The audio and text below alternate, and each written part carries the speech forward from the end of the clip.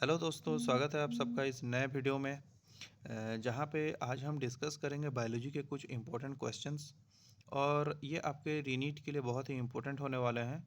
और इस क्वेश्चन को प्रैक्टिस करेंगे तो अपना कॉन्फिडेंस भी बूस्टअप कर सकते हैं। तो क्वेश्चन को स्टार्ट करते हैं बिना किसी टाइम वेस्ट करते हुए, है ना। तो 91 क्वेश्चन पूछा है दोस्तों, structural role of histone protein H1 histone differs from core histone because, है ना।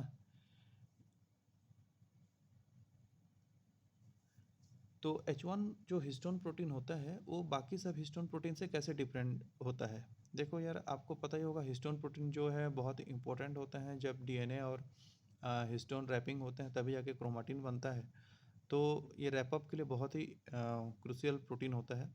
तो ये कैसे डिफरेंट है, क्योंकि बहुत सारे टाइप्स के होते हैं हिस्टोन, H1 H2, है ना, H3 H4, ये सब रहते हैं।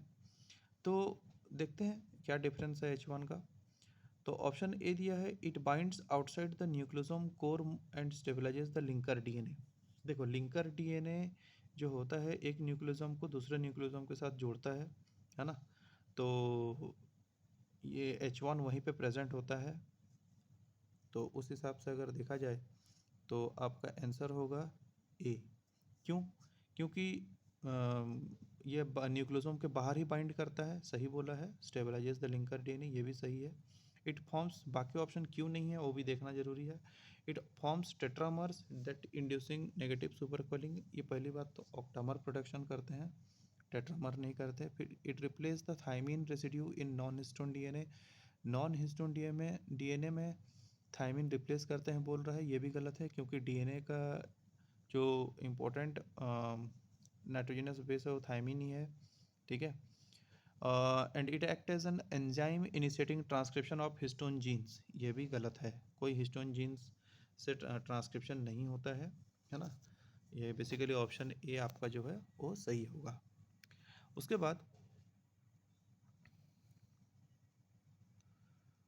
92 क्वेश्चन जो पूछा है, which of the following statement is incorrect. ठीक है, कौन सा स्टेटमेंट जो है इनकरेक्ट है। तो अपने को देखना पड़ेगा। ऑप्शन ए में दिया है, decomposition is a carbon dioxide requiring process, पहली बात ये गलत है। तो ऑप्शन ए हमारा सही होगा, है ना। बाकी सब देख लेते हैं। Humus is colloidal in nature, serve as an reservoir of nutrients, ये सही है statement. Warm and moist environment favours decomposition, ये भी सही है। Humification and mineralization occur during decomposition in the soil, ये भी सही है ना। उसके बाद 93 क्वेश्चन जो है ये आपका ब्रीदिंग और एक्सचेंज ऑफ गैसेस से पूछा है। In the alveoli oxygen moves into the blood primarily due to what. पहली बात तो एल्वियोली में पार्शियल प्रेशर ऑफ ऑक्सीजन ज़्यादा होता है, तो पहला स्टेटमेंट इसके हिसाब से सही है। फिर solubility of oxygen in plasma being greater than that of carbon dioxide, नहीं, ये एनसीईआरटी में मेंशन किया हुआ है, जो सॉल्युबिलिटी ऑफ कार्बन डाइऑक्साइड 20 से 25% हायर रहता है। तो यहाँ पे ये स्टेटमेंट गलत हो जाता है। उसके बाद thin alveolar membrane and extensive capillary network, हाँ, जितना पतला मेम्ब्रेन होगा उतना जल्दी डिफ्यूज़न होगा, और जितना एक्सटेंसिव कैपिलरी नेटवर्क होगा इतना इजीली ऑक्सीजन जो है ब्लड में जल्दी जल्दी ट्रांसफ़र होगा, ठीक है। उसके बाद वो चौथा स्टेटमेंट बोला है, active transport mechanism involving ATP. अब देखो, एक्टिव ट्रांसपोर्ट होता नहीं है क्योंकि diffusion is a passive transport. तो भाई ये स्टेटमेंट गलत है, हालांकि हम वन और थर्ड जो है उसी में अपना ऑप्शन निकल गया था, बस हम बाकी ऑप्शन क्यों नहीं है वो भी जानना ज़रूरी है, इसीलिए मैंने थोड़ा सा एक्सप्लेन कर दिया इसको। तो ऑप्शन ए आपका सही हो जाएगा। उसके बाद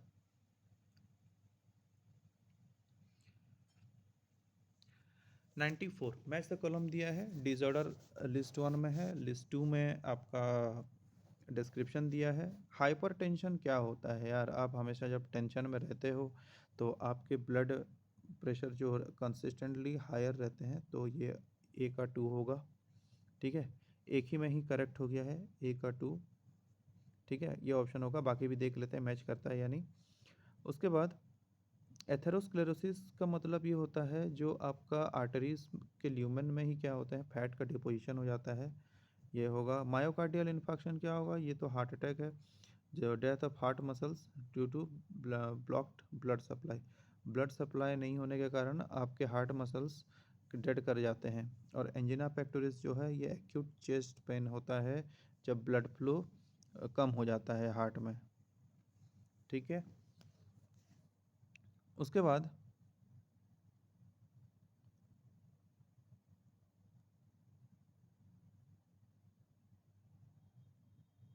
मलेरिया से क्वेश्चन पूछा है, which of the following statement regarding malaria are correct. अब देखो, जो प्लाज्मोडियम फेल्सीपेरम होता है, इसने बोला है कि most it cause most serious form of malaria. हाँ, मेलिग्नेंट मलेरिया कॉज करता है प्लाज्मोडियम फेल्सीपेरम, ये सही है। अपने को क्योंकि सही चूज़ करना है, ये करेक्ट इनकरेक्ट में थोड़ा कन्फ्यूज़न होता है दोस्तों, तो आप इसको थोड़ा सा देख के कीजिएगा।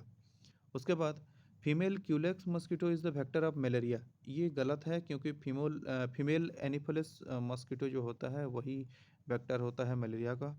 उसके बाद malarial parasite initially infect RBC, नहीं ये भी गलत है, लीवर को इन्फेक्ट करता है। Chloroquine is use to prevent and treat malaria, ये सही है। Malaria can be transmitted by sharing food with infected individuals, ये गलत है क्योंकि मच्छर से हो रहा है, वो भी फीमेल एनोफिलिस मॉस्किटो से। तो ए एंड डी आपका करेक्ट होगा, तो ऑप्शन बी उसके हिसाब से सही हो जाएगा। उसके बाद 96 क्वेश्चन में, in prophase 1 of meiosis during which substage can terminalisation of chiasmata can be observe. देखो, टर्मिनलाइजेशन ऑफ कायस्माटा आपको ये याद रहना चाहिए, प्रोफेज के 5 स्टेजेस होते हैं, लेप्टोटीन, जाइगोटीन, पैकाइटीन और डिप्लोटीन और डाइकाइनेसिस। तो आपको याद होना चाहिए कि डिप्लोटीन में कंडेंसेशन होता है, फिर जाइगोटीन में आपका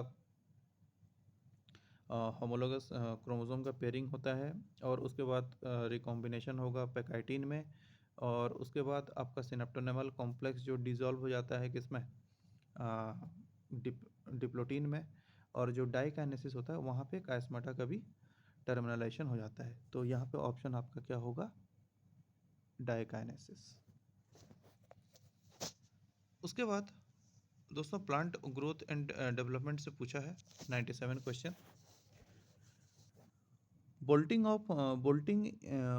bolting in rosette plant is promoted when. देखो यार, बोल्टिंग हार्मोन जो होता है, हम जिब्रेलिक एसिड को पकड़ते हैं, तो यहाँ पे सीधा सीधा हम ऑप्शन डी को देखते हैं, gibberellin stimulate rapid internode elongation before flowering. ठीक है, तो ये बोल्टिंग करता है जहाँ पे आपका जो इंटरनोड इलोंगेशन के लिए बहुत हेल्पफुल करता है, और बहुत ही इंपॉर्टेंट क्रूशियल हार्मोन है ना, जिब्रेलिक एसिड। उसके बाद 98 में देखते हैं, स्टेटमेंट्स दिया है दोस्तों। 98 में दिया है statement 1, cephalocotids possess a notochord that extend throughout the entire length of the body, providing structural support even in adult stage। ठीक है, उसके बाद स्टेटमेंट 2 दिया है, हालांकि ये स्टेटमेंट तो सही है ना, स्टेटमेंट 1 इज करेक्ट। और स्टेटमेंट 2 जो है, circulatory system of cephalochordate is closed and contains a true heart that pumps blood through arteries and veins, ये स्टेटमेंट गलत है। ठीक है, तो उसी हिसाब से अगर देखें तो statement 1 is correct but statement 2 is incorrect, option C is your correct answer. उसके बाद 99 में दिया है, साइटोकाइनेसिस से क्वेश्चन है यहाँ पे, the process of cytokinesis in animal cell is primarily characterized by which of the following. देखो यार, एनिमल सेल में थोड़ा सा साइटोकाइनेसिस अलग होता है प्लांट सेल से, क्योंकि प्लांट सेल में सेल प्लेट फॉर्मेशन होता है और एनिमल सेल में फ्यूरो फॉर्मेशन होता है। तो यहाँ पे cleavage furrow formation option B में दिया है, ये आपका सही होगा। ठीक है, तो ऑप्शन बी इज करेक्ट। उसके बाद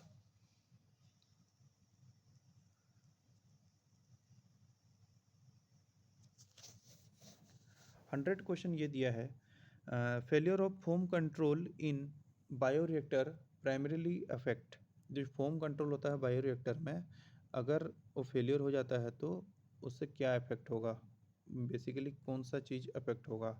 ठीक है, तो यार जो फोम कंट्रोलर होते हैं वो गैस एक्सचेंज के लिए बहुत रिस्पॉन्सिबल होते हैं। तो यार ये आपका होगा ए ऑप्शन होगा, क्योंकि यही इफेक्ट होगा gas exchange bye trapping air in proteinaceous froth. ठीक है, उसके बाद 101 में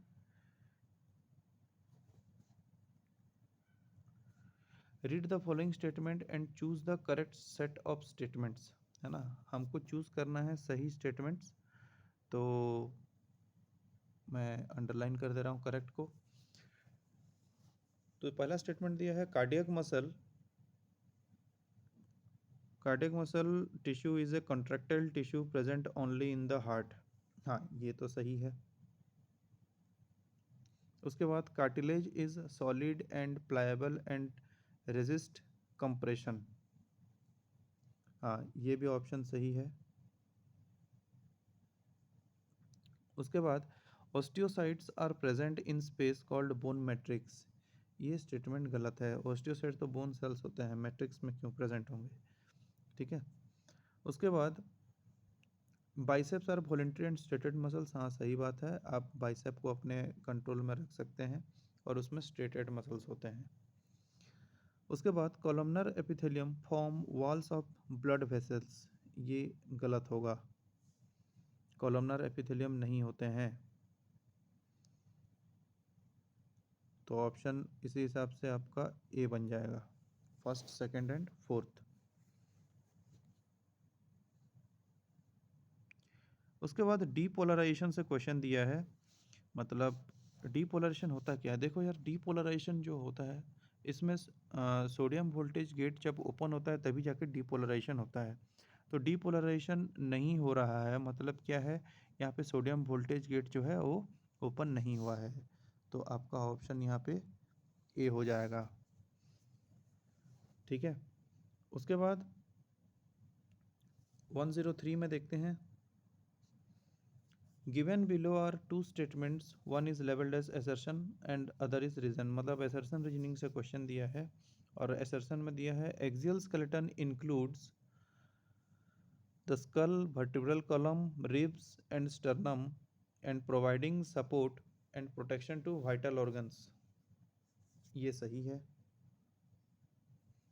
The vertebral column is made up of a series of long bones connected by ligaments which allow flexibility। ये गलत हो जाएगा। तो इसी के हिसाब से आपका ऑप्शन जो बैठ रहा है A is true, R is false. ठीक है, तो ये थोड़ा आपको याद रखना पड़ेगा, एनसीईआरटी को लाइन बाय लाइन अगर पढ़ के जाएंगे तो ऐसे क्वेश्चंस हम सॉल्व कर सकते हैं। ठीक है, नेक्स्ट देखते हैं दोस्तों, ये 104 में आपको स्टेटमेंट दिया है कि which of the following are the events associated with translation in eukaryotic cells, binding of mRNA to small ribosomal units। ये तो सही है। ठीक है, ऊपर देखते हैं, नेक्स्ट पार्ट इधर दिया है, फिर attachment of tRNA to promoter region, ये गलत है। ठीक है, उसके बाद recognition of start codon by initiator tRNA, ये सही है, क्योंकि इनिशिएटर टीआरएनए ही स्टार्ट कोडोन को रिकॉग्नाइज कर पाता है ना।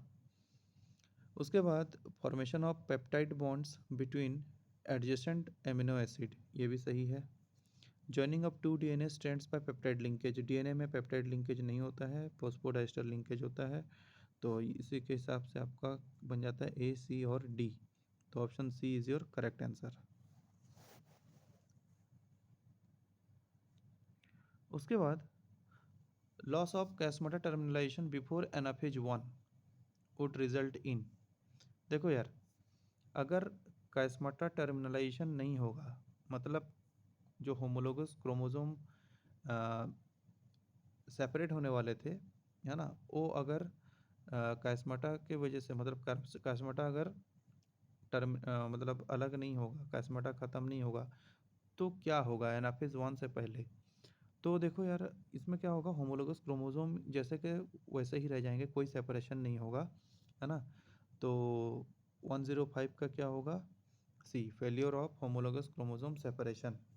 ठीक है, एनाफेज 1 में क्योंकि होमोलोगस क्रोमोसोम सेपरेशन होता है, तो प्रोफेज 1 के एंड में अगर काइस्माटा टर्मिनलाइजेशन नहीं होगा तो आपको ये सेपरेशन देखने को नहीं मिलेगा। ठीक है, उसके बाद 106 में choose the incorrect match with respect to the elements of the phloem and their features. तो यहाँ पे देखो सीप ट्यूब मतलब हमको इनकरेक्ट ढूंढना है, ये बहुत इंपॉर्टेंट है, इनकरेक्ट मैच ढूंढना है अपने को। Sieve tube element peripheral cytoplasm large central vacuole but lacks a nucleus, ये तो सही है। Companion cells maintain pressure gradient in sieve tubes, क्योंकि ये कंट्रोल कर पाते हैं, कंपेनियन सेल्स के पास न्यूक्लियस होता है तो ये कंट्रोल करते हैं सीप ट्यूब्स को। Phloem parenchyma storage of resin latex mucilage and food materials, ये भी सही है क्योंकि पैरेन्काइमा है तो ये स्टोरेज के लिए बनता है। Phloem fibres generally absent in secondary phloem, ये गलत है, तो आपका ऑप्शन डी जो होगा ये सही होगा।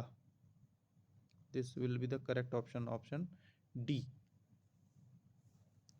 उसके बाद 107 में ये क्लोरोप्लास्ट का डायग्राम दिया है दोस्तों, तो हमको इसमें इनकरेक्टली मैच फिर से ढूंढना है। तो देखो यहाँ पे ऑप्शन जो है ए जो है वो आपका आउटर मेम्ब्रेन है ना, और अच्छे से देखिएगा पूरा आउटर मेम्ब्रेन में एरो है। उसके बाद बी जो है ये आपका स्ट्रोमा वगैरह का दिया है। उसके बाद सी जो है ये आपका थाइलाकॉइड ग्रेना दिया है, और डी जो है ये भी उसी पोर्शन को कवर कर रहा है। अब देखते हैं उसका फंक्शन मैच हो रहा है कि नहीं हो रहा है। A act as a semi permeable barrier controlling molecular traffic, हाँ आउटर मेम्ब्रेन थोड़ा सा सेमी परमेबल होता है, ये सही है। B site of oxygen evolution by photolysis of water, हाँ जब फोटोलिसिस ऑफ वाटर होता है तब ऑक्सीजन निकलता है, तो वो बी से ही निकलेगा। उसके बाद see it contains enzymes of the Calvin cycle and circular DNA.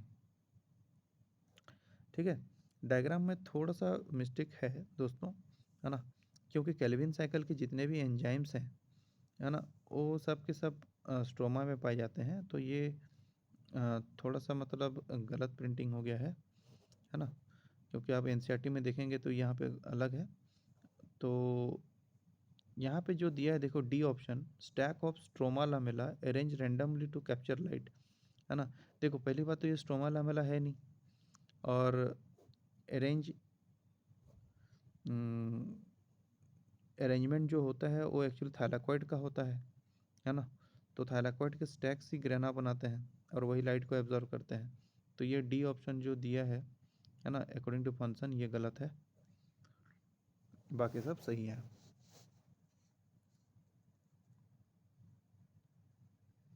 उसके बाद दोस्तों देखो यहाँ पे कॉर्पस कैलोजम के बारे में दिया है, जो कि आपका ब्रेन का पार्ट है ना। तो ये बेसिकली आपके सेरिब्रम में रहता है, जो दोनों हेमिस्फीयर को कम्युनिकेट करने में मदद करता है।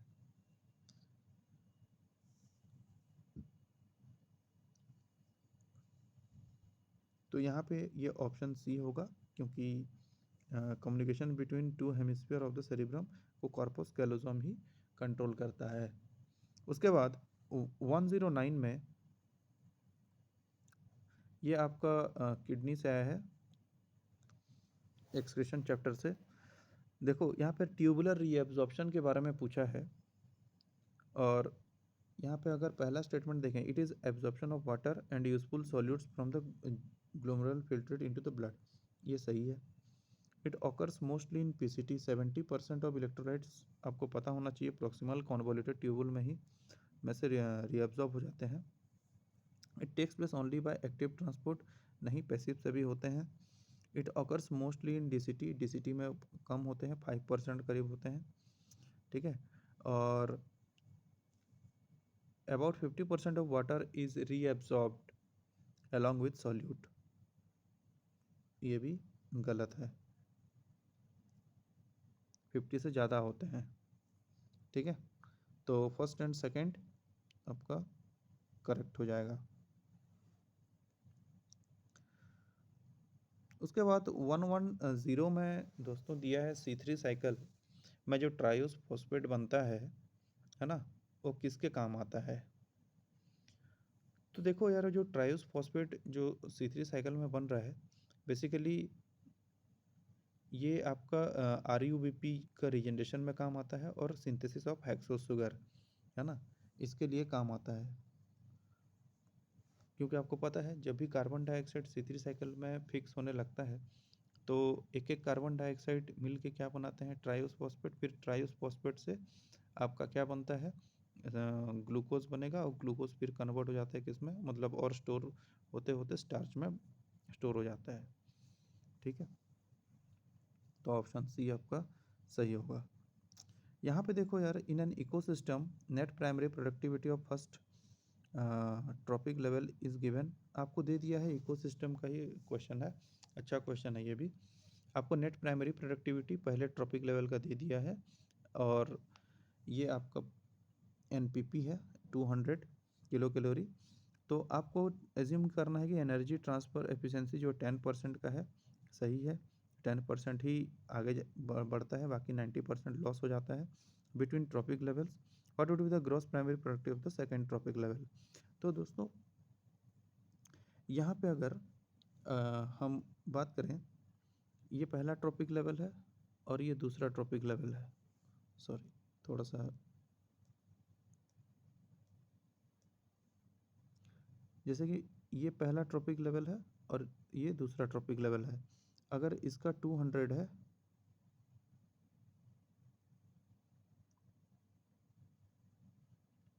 ठीक है, और इसने बोला है 10% एज्यूम करेंगे, तो इसमें जो ग्रॉस प्राइमरी प्रोडक्टिविटी कितना होगा। तो 10% जब ट्रांसफ़र होगा तो 200 का 10% कितना होगा, डायरेक्ट मल्टीप्लाई कर देंगे।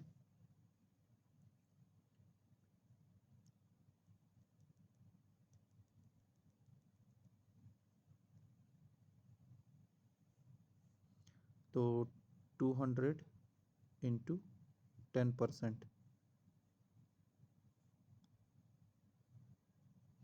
तो 20 कट 20 कट, तो 20 आपका आंसर होगा। ठीक है, तो ऑप्शन ए आपका सही होगा। उसके बाद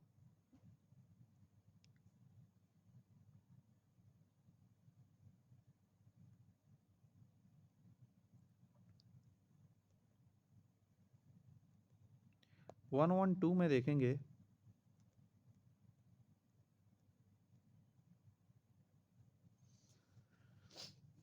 ये फंगी रिलेटेड क्वेश्चन है।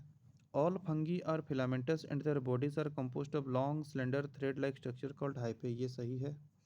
उसके बाद fungi reproduce by vegetative asexual and sexual method but only sexual spores enclosed within fruiting bodies, ये भी सही है। In fungi like Rhizopus the fusion of two compatible hyphae leads to plasmogamy followed by karyogamy and meiosis, ये Rhizopus में नहीं दिखता है क्योंकि ये फाइकोमाइसिटिस में आता है। और ये जो प्लाज्मोगेमी फॉलोड बाय कैरियोगेमी और मियोसिस, ये बेसिकली आपको देखने को मिलेगा बेसिडियोमाइसिटिस में।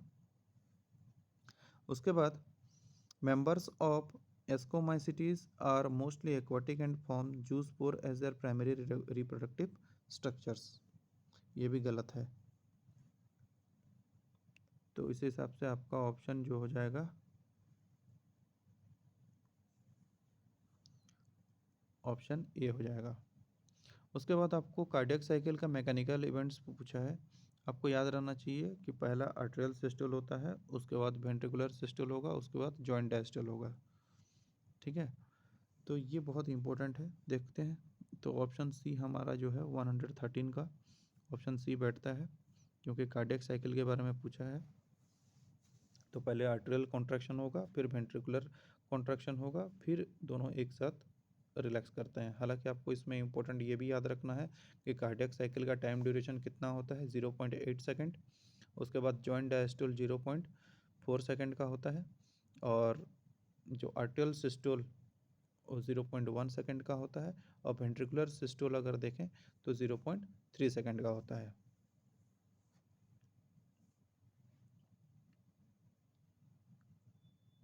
उसके बाद यहाँ पे पूछा है, a couple has haemophilic son, है ना, and a normal son and a haemophilic daughter. तो ये पहली बात जो हेमोफीलिया के बारे में बोला है, हेमोफीलिया जो होता है दोस्तों, ये एंटी हेमोफिलिक फैक्टर जो 8 और 9 दोनों एब्सेंट हो जाते हैं तभी जाके हेमोफीलिया होता है। तो ये जिसके अंदर नहीं होता है तो उसमें ब्लड क्लॉटिंग के इशू आते हैं, जैसे रानी विक्टोरिया के जो वंशज थे, शापित वंशज बोलते थे, लेकिन वो एक्चुअली हेमोफीलिया से पीड़ित होते थे। तो ये एक टाइप का क्या है, एक्स लिंक रिसेसिव डिसऑर्डर है ना। तो अपने को यही देखना है कि ये एक्स क्रोमोसोम में अगर प्रेजेंट है, और फिर दोनों एक्स क्रोमोसोम में अगर प्रेजेंट है तो फीमेल जो है हेमोफिलिक होंगी, या और मेल में अगर एक क्योंकि एक एक्स क्रोमोसोम होता है, अगर हेमोफिलिक जीन अगर उस एक्स क्रोमोसोम में आता है तो वो मेल भी हेमोफिलिक से पीड़ित होगा।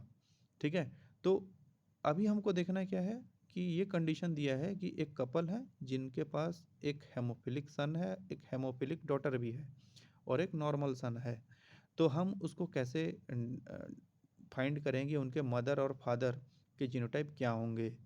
ठीक है, तो यार यहाँ पे देखो, अगर हेमोफिलिक सन है और हेमोफिलिक डॉटर है, मतलब में जो मदर हैं उनके पास भी रिसेसिव एक मतलब डिफेक्टिव एलील होगा, और मेल के पास भी डिफेक्टिव एक्स क्रोमोसोम होगा।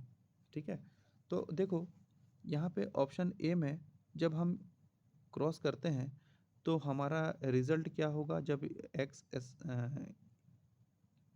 एक निकलेगा, एक्स एक्स एच निकलेगा, उसके बाद एक एक्स वाई निकलेगा, उसके बाद एक एक्स एच निकलेगा क्रॉसिंग करने के बाद, और एक एक्स एच और वाई निकलेगा। मतलब ऑप्शन ए हमारा सही हो जाएगा, क्योंकि देखो यहाँ पे एक नॉर्मल फीमेल मतलब डॉटर भी निकल रही है, एक नॉर्मल सन भी निकल रहा है, और एक यहाँ पे हेमोफिलिक डॉटर भी निकल रही है, और एक हेमोफिलिक सन भी निकल रहा है। तो ऑप्शन ए हमारा सही हो जाएगा। ठीक है, उसके बाद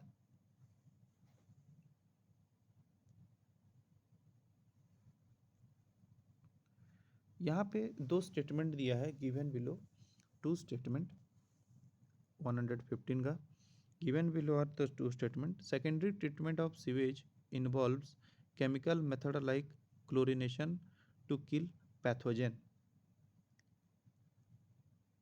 ठीक है, तो ये तो गलत है। सेकेंडरी ट्रीटमेंट में ये बोला है कि केमिकल मेथड्स यूज़ करते हैं, जबकि ये गलत है। उसके बाद स्टेटमेंट 2 जो है, sedimentation tanks are used in tertiary treatment to remove dissolve nutrients from sewage, ये भी गलत है। तो आपका ऑप्शन बी जो है ये सही हो जाएगा। उसके बाद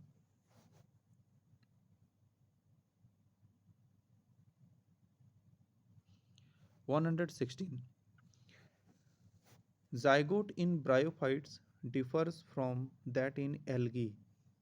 ठीक है, जो जाइगोट ब्रायोफाइट्स में प्रेजेंट होते हैं, बनते हैं, वो एल्गी से कैसे डिफर करते हैं। It undergoes immediate meiosis without mitosis, ये गलत होगा, है ना। It forms a free living diploid plant, ये भी गलत होगा। It remains within archegonium and forms sporophyte, ये सही होगा, क्योंकि एर्किगोनियम बनते हैं किसमें, ब्रायोफाइट्स में, जो कि स्पोरोफाइट डेवलपमेंट करते हैं। ठीक है, और ये it give rise to haploid protonema directly, ये भी गलत होगा। उसके बाद 117 में, which of the following process involves aerobic microbial flux and plays a key role in reducing biological oxygen demand during secondary sewage treatment। ठीक है। तो आपको पूछा है इसमें से कौन सा प्रोसेस होता है जो एरोबिक माइक्रोबियल फ्लॉक्स और में यूज़ होता है और बहुत ही इम्पोर्टेंट रोल प्ले करता है बायोलॉजिकल ऑक्सीजन डिमांड को रिड्यूस करने में। वो है एक्टिवेटेड सच प्रोसेस, है ना। एक्टिवेटेड स्लज प्रोसेस में ही दोस्तों यही चीज़ होता है। ये एरोबिक माइक्रोबियल फ्लॉक्स में बहुत इंपॉर्टेंट रोल प्ले करता है और बीओडी लेवल को कम कर देता है, जिससे पानी में अगर बीओडी लेवल ज़्यादा कम हो जाएगा तो पानी नॉन पोल्यूटेड हो जाएगा, है ना। अगर किसी भी पानी में रिवर में बीओडी ज़्यादा होता है तो पोल्यूटेड वाटर माना जाता है।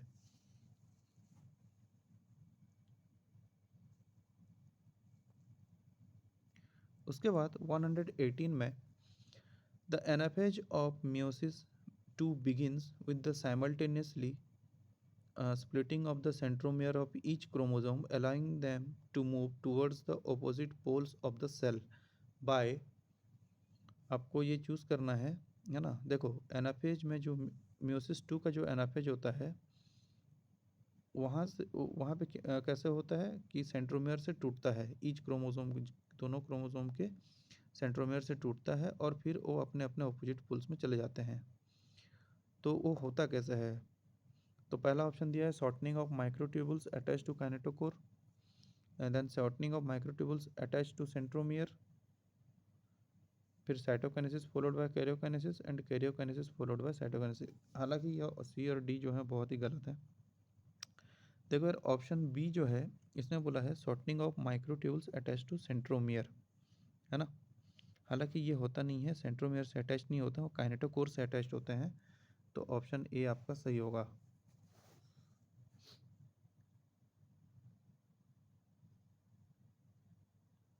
उसके बाद 119 क्वेश्चन देखते हैं।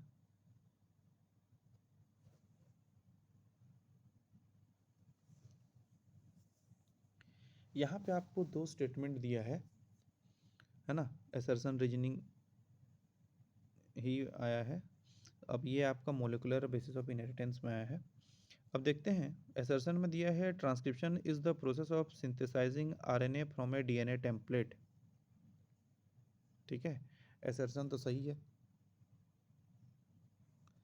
फिर RNA polymerase binds to the promoter region of the DNA to initiate transcription, ये भी सही है और ये उसका करेक्ट एक्सप्लेनेशन भी है। जब तक आरएनए पॉलीमरेज अगर प्रोमोटर रीजन में बाइंड नहीं करेगा तो ट्रांसक्रिप्शन चालू नहीं होता है। ठीक है, और अगर ट्रांसक्रिप्शन चालू नहीं होगा तो आरएनए भी नहीं बनेगा। तो इसी हिसाब से ये आपका सही हो गया, option A will be the correct. उसके बाद primary immune response remains slower and weaker as compare to the secondary response due to. देखो जो प्राइमरी इम्यून रिस्पॉन्स होता है, जो फर्स्ट टाइम एंटीजन अटैक करता है तो प्राइमरी इम्यून रिस्पॉन्स होता है, बॉडी को थोड़ा सा झटका लगता है ये क्या चीज़ आ गया, है ना। तो उस समय ये थोड़ा स्लो रेस्पॉन्स करता है, लेकिन सेकंड टाइम जो है वो फास्टर होता है ना। तो वो क्यों होता है? क्योंकि पहली बार पता ही नहीं लगता है कि किस टाइप का जो एंटीजन है या फिर जो भी इम्यून रिस्पॉन्स हो रहा है या फिर जो भी पैथोजन एंटर कर रहे हैं वो सही पैथोजन है या फिर हमारे बॉडी के लिए हार्मफुल है या नहीं है। तो उसको बॉडी को भनक नहीं लगती है। लेकिन एक बार धोखा खाने के बाद इंसान दूसरी बार धोखा खाने के लिए बचने की कोशिश करता है, क्योंकि उसको पता रहता है कि ऐसा स्टेप हुआ था मेरे साथ। तो वैसे ही सेम बॉडी भी वैसे रेस्पॉन्स करता है, पहली बार धोखा खा भी जाए तो दूसरी बार नहीं खाता, क्योंकि पता रहता है कि पहली बार आके हमारे बॉडी में धमाका किया था। तो वैसे ही absence of memory lymphocyte forms during initial antigen exposure, इसी के कारण होगा, है ना। उसके बाद which of the microbial strain is genetically modified produce human insulin commercially, है ना। तो देखो यहाँ पे 121 में अच्छा क्वेश्चन पूछा है कि कौन सा, हम जब ह्यूमन इंसुलिन कमर्शियली प्रोडक्शन करते हैं तो कौन सा माइक्रोबियल स्ट्रेन को हम यूज़ करते हैं? तो बेसिकली इकोलाई ही यूज़ करते हैं, है ना। ये याद रखना, इकोलाई हमारा आंसर है, डायरेक्ट क्वेश्चन दिया है ये। उसके बाद 122 का arrange the following evolutionary development in correct order, है ना। तो अपने को करेक्ट ऑर्डर में सेट करना है।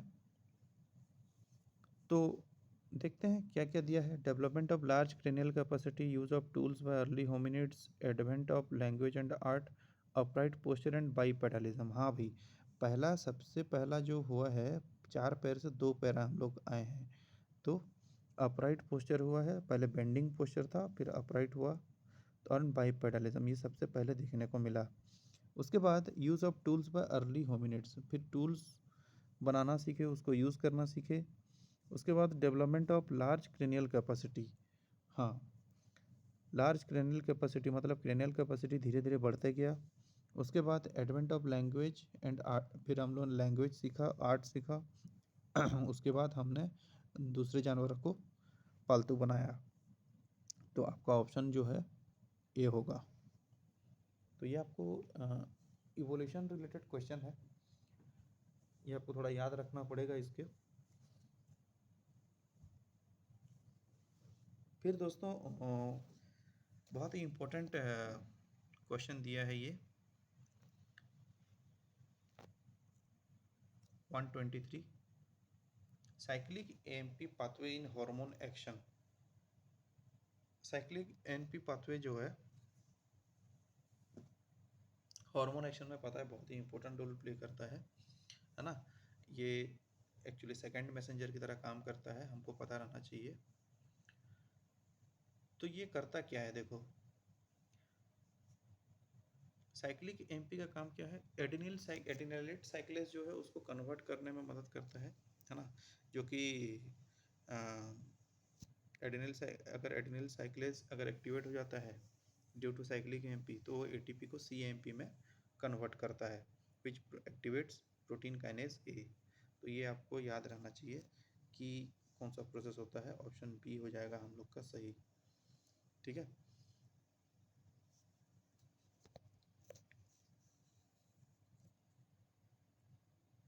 उसके बाद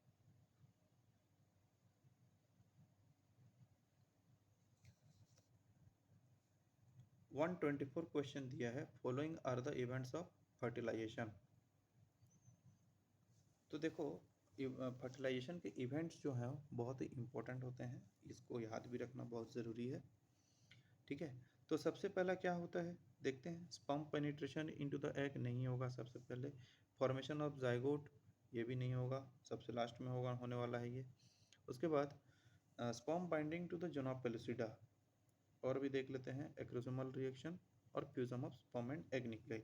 तो भाई पहले होगा स्पर्म और binding to the zona pellucida, पहले स्पर्म जो है बाइंडिंग करेगा, उसके बाद जाके आपका एक्रोसोमल रिएक्शन होने वाला है। तो सेकंड में आएगा डी। उसके बाद आएगा आपका ए, फिर पेनिट्रेट करने की कोशिश करेगा। उसके बाद आपका फ्यूज़न होगा प्लाज्मा मेम्ब्रेन और एग न्यूक्लियाई का, ठीक है। सॉरी, स्पर्म और स्पर्म न्यूक्लियाई और एग न्यूक्लियाई का फ्यूज़न होगा, उसके बाद जाके जाइगोट बनेगा। तो आपका ऑप्शन ए जो है ये सही हो जाएगा, ठीक है। उसके बाद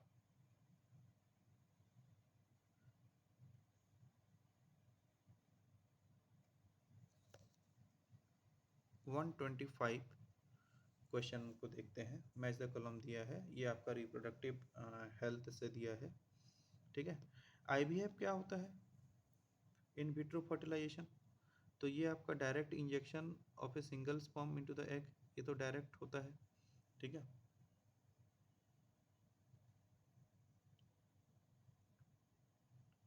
सॉरी, हाँ। अब देखो जो मैच द कॉलम दिया है ना 125 में रिप्रोडक्टिव हेल्थ से दिया है, जो आईवीएफ है इन विट्रो फर्टिलाइजेशन ये दिया है। तो हम इसको मैच करना है अपने को, fertilization occurs outside the female body.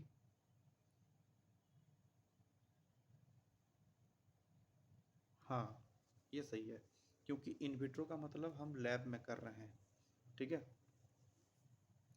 तो फीमेल बॉडी के बाहर ही फर्टिलाइजेशन होगा, तो ये पहला ऑप्शन जो पहला में से कॉलम है ए का 1 होगा। फिर ICSI, ठीक है। ICSI क्या होता है? Direct injection of a single sperm into egg, ये सही है। उसके बाद gift gamete intra fallopian tube transfer, ये क्या होता है? फेलोपियन ट्यूब में जो बोथ स्पर्म और एग को क्या किया जाता है? ट्रांसफ़र किया जाता है ताकि फर्टिलाइजेशन हो,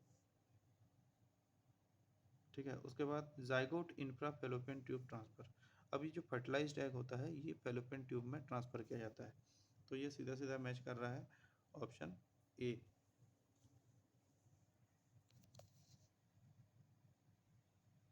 उसके बाद 126 में देखते हैं, find the incorrect match pair, हमको इनकरेक्ट मैच पेयर ढूंढना है, ठीक है। तो साइटोप्लाज्म का पहले देखते हैं, present between nucleus and plasma membrane, सही है। न्यूक्लियोप्लाज्म प्रोटोप्लाज्म ऑफ न्यूक्लियस, इसको हम बोल सकते हैं, क्योंकि न्यूक्लियोप्लाज्म जो होता है प्रोटोप्लाज्म बोल सकते हैं न्यूक्लियस का। ग्लाइकोकेलिक्स स्लाइम लेयर, सही है। और प्रोटोप्लाज्म साइटोप्लाज्म एक्सक्लूडिंग न्यूक्लियस, नहीं ये गलत हो जाएगा। न्यूक्लियस को अगर हम निकाल देंगे तो प्रोटोप्लाज्म नहीं बोल सकते, ठीक है। तो आपका जो मेन करेक्ट आंसर होगा वो होगा ऑप्शन डी।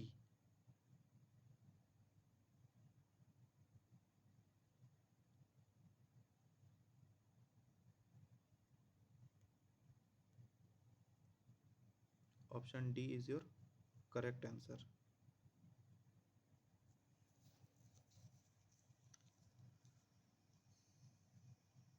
उसके बाद 127, the Z value in species area relationship becomes higher in tropical forest because, ठीक है। आपको जेड वैल्यू जो पूछा, जेड वैल्यू के बारे में पूछा गया है ना। तो ये बेसिकली ज़्यादा अगर होता है ट्रॉपिकल फॉरेस्ट में, क्यों होता है ना, क्योंकि ट्रॉपिकल फॉरेस्ट में जेड वैल्यू ज़्यादा होता है। तो देखते हैं option, each species occupies larger territories to minimise overlap, ये तो गलत है। उसके बाद endemism is low and dispersal is rapid, ये भी गलत होगा। उसके बाद habitat heterogeneity and niche diversity are significantly greater, ये सही है, क्योंकि वहाँ पे एनिमल्स का जो नीच डाइवर्सिटी, नीच मतलब आप एक एनिमल का हैबिटेट ही होता है जहाँ पे उसका फुल कंट्रोल रहता है, ये डाइवर्सिटी आपको देखने को मिलेगा। वहाँ पे हर स्पीसीज अपने अपने एरिया में अपने कंट्रोल में रहते हैं। और हैबिटेट हेट्रोजेनिटी मतलब हैबिटेट, तरह तरह के हैबिटेट्स आपको वहाँ पे देखने को मिलेंगे और वहाँ पे तरह तरह के एनिमल्स भी पाए जाएंगे, इसलिए जेड वैल्यू जो होता है वो ज़्यादा होता है। 128, यहाँ पे क्वेश्चन जो दिया है एसर्शन रीजनिंग का दिया है, बायोगैस के टॉपिक से दिया है। Biogas production involves anaerobic digestion of organic waste by methanogenic bacteria, ठीक है, ये तो सही है। उसके बाद methanogenic bacteria convert organic matter into methane and carbon dioxide under aerobic condition, ये गलत है।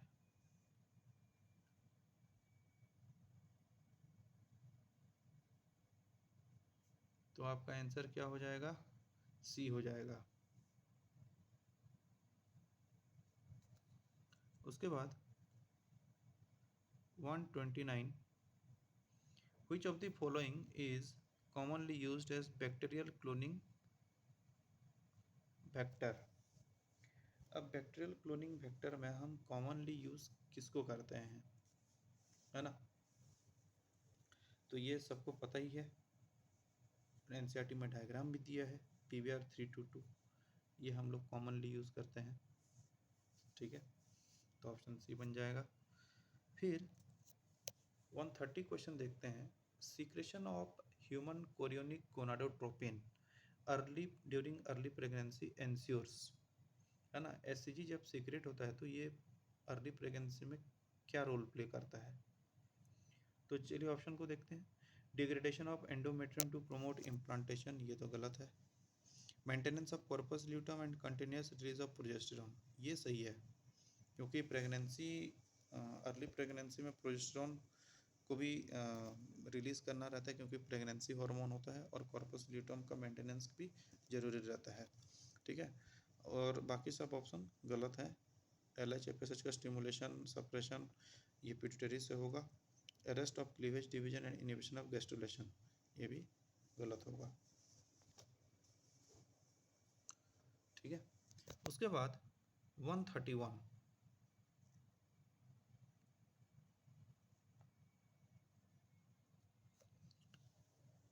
ये आपको दे दिया है नेफ्रॉन का ही डायग्राम है, बोमेंस कैप्सूल का ही डायग्राम है ना। अब ये 131 का रीनल फिजियोलॉजी है ना, बोमेंस कैप्सूल का डायग्राम जो दिया है, इसको अच्छे से थोड़ा देखिए। अब देखते हैं, इसमें दिया है चूज द करेक्ट ऑप्शन, अपने को सही ऑप्शन चूज करना है। ठीक है, अब देखो यहाँ पे पहला वाला जो दिया है, glomerular capillaries are supplied by Y and drained by X. हाँ, ये तो सही है, क्योंकि ये एफरेंट आर्ट्रियोल है वाई, और एक्स जो है इफरेंट आर्ट्रियोल है, तो ये पहला वाला सही है। उसके बाद D actively reabsorb glucose and ions from filtrate, D जो दिया है दोस्तों देख सकते हो, बोमेंस कैप्सूल है, तो वो तो रिएब्जॉर्ब करेगा नहीं। उसके बाद ultrafiltration is a passive pressure driven process occurs between A and B, ये सही है। अल्ट्रा फिल्ट्रेशन जो है पैसिव प्रेशर ड्रिवन होता है, बहुत सारा प्रेशर आपको पता है, जैसे कोलोइडल प्रेशर, हाइड्रोस्टैटिक प्रेशर, ये सब आपको याद रखना जरूरी है ना। उसके बाद option 4, filtrate entering C is hypertonic compare to blood plasma, नहीं भैया, अगर हाइपरटोनिक होते तो वो फिल्टर ही नहीं होते, रिएब्सॉर्ब ही नहीं हो पाते, तो ये ऑप्शन जो है गलत है।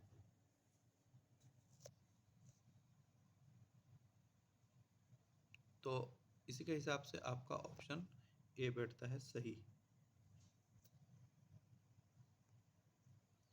फिर 132, यहाँ पे chromosomes are composed of DNA tightly coiled around histone proteins forming nucleosome which help in the packaging of the DNA inside the nucleus, ये सही है statement. Statement 2, the centromere is located at the center of the chromosome dividing it into two equal arms, ये गलत है, क्योंकि kinetochore होगा।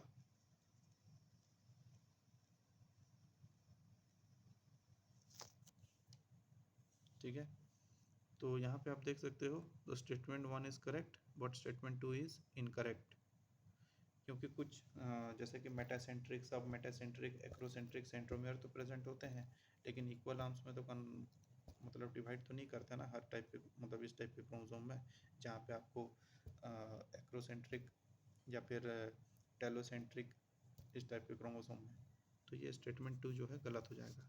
Next देखते हैं 133। अब देखो यहाँ पे during the sexual reproduction in plants double fertilisation involves, देखो डबल फर्टिलाइजेशन में क्या क्या इन्वॉल्व होता है। पहली बात तो डबल फर्टिलाइजेशन, ट्रिपल फ्यूजन और सिंगेमी होता है।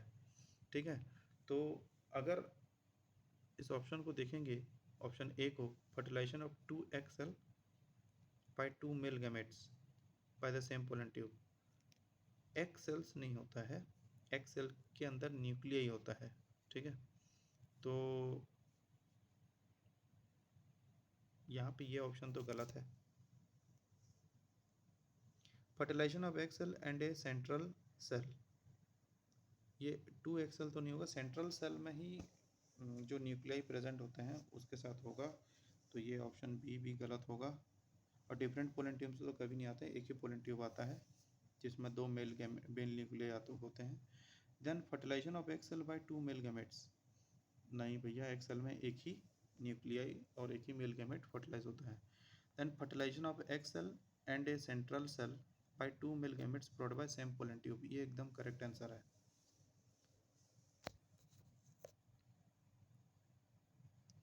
उसके बाद 134 का स्टेटमेंट वाइज क्वेश्चन है ये। स्टेटमेंट 1 जो है, selectable markers help in identifying the eliminating non-transformants and selectively permitting the growth of transformant, ये सही स्टेटमेंट है, एकदम सही।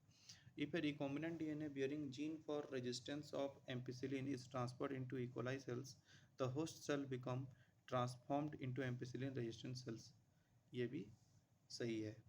तो इसमें क्या होगा, both statement 1 and 2 are correct.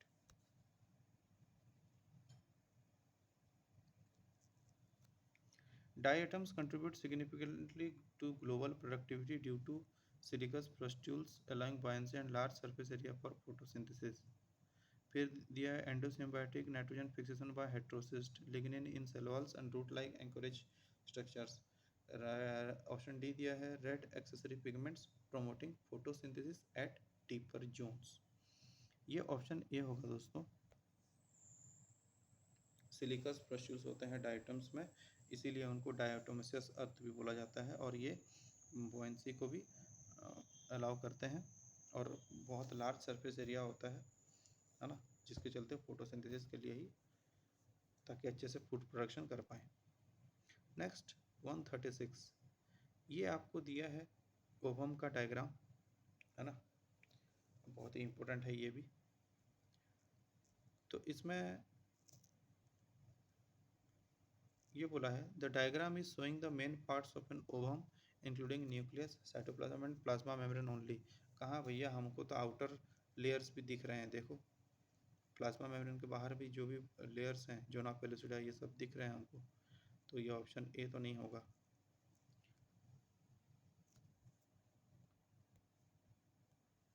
फिर उसके बाद diagram is showing a fertilised ovum with clear cell division stage, नहीं भैया, फर्टिलाइज्ड होता तो जायगोट होता है, ठीक है। और option C the diagram showing an ovum with surrounding zona pellucida and corona radiata, ये सही है, तो ऑप्शन सी आपका सही हो जाएगा। Match the following. उसके बाद देखो यहाँ पे मैच द कॉलम दिया है 137 में। वायरस क्या है, पहले तो ये अपने को जानना जरूरी है ना।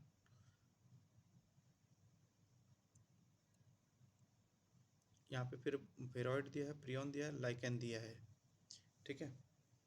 तो वायरस तो आपको पता है ये ए सेलुलर है, नॉन सेलुलर पोर्शन है, तो यहाँ पे देखो acellular infectious particle made of protein and nucleic acid, ये मैच करता है इसके साथ। वायरॉइड जो है इन मतलब आपका infectious RNA molecule without a protein coat, ये मैच करता है।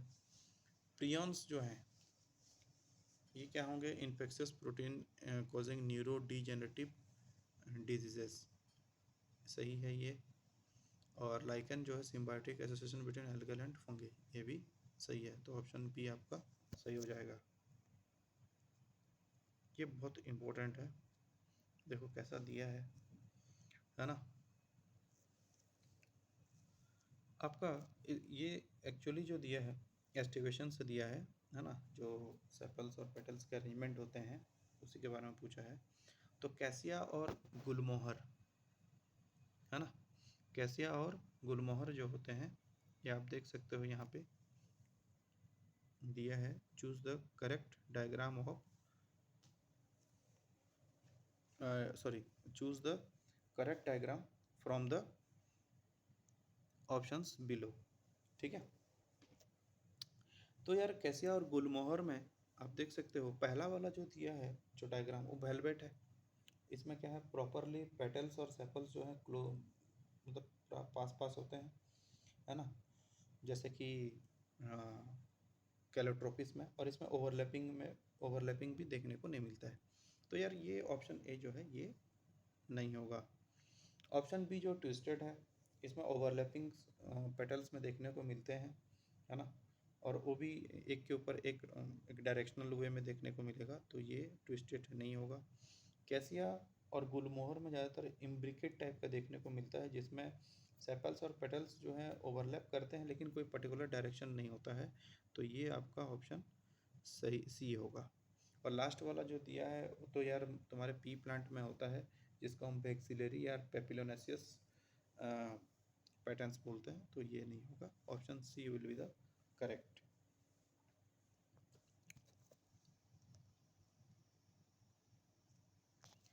उसके बाद in cockroach, if the malpighian tubules are surgically removed, the organism would most likely suffer from।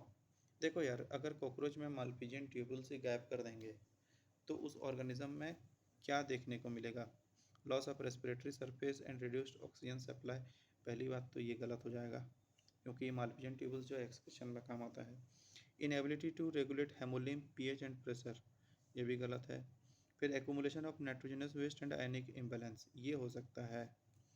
Disrupted blood circulation due to open circulatory system, ये तो गलत है। ठीक है। उसके बाद exponential growth phase of population is characterized by. ठीक है, तो अगर एक्सपोनेंशियल ग्रोथ फेज को देखें तो इनमें से कौन सा ऑप्शन इसको सही बता रहा है? देखते हैं। Stable population size with zero net growth, ये गलत होगा। Increasing carrying capacity due to resource abundance, नहीं, इसमें कैरिंग कैपेसिटी नहीं आता है। इसमें ये माना जाता है कि ये जो रिसोर्स है अनलिमिटेड है, कभी ख़त्म नहीं होने वाला है। And declining reproduction rate due to overcrowding, नहीं, ये भी नहीं होगा, क्योंकि अगर रिसोर्स ज़्यादा है तो जो स्पीसीज़ का लाइफ है वो भी ज़्यादा होगा, उनका नंबर भी ग्रोथ होगा, क्योंकि इसमें रिप्रोडक्शन भी हाई होता है। And constant birth and death rates leading to rapid population increase, हाँ ये होगा।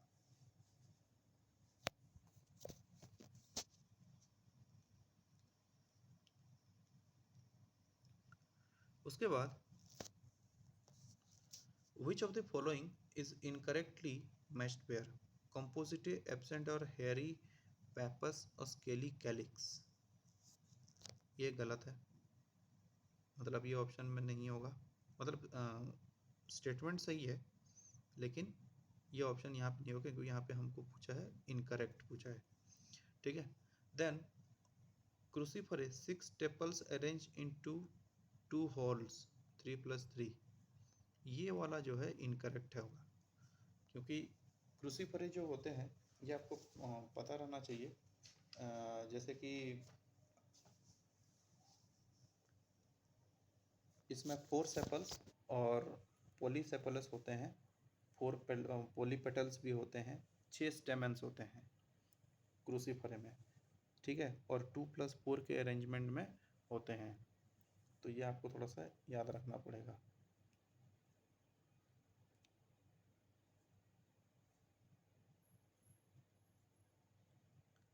ठीक है, बाकी सब सही हैं, लेकिन क्वेश्चन के हिसाब से हमको इनकरेक्ट ढूंढना था, तो हमने ऑप्शन बी को ही चुना। ठीक है।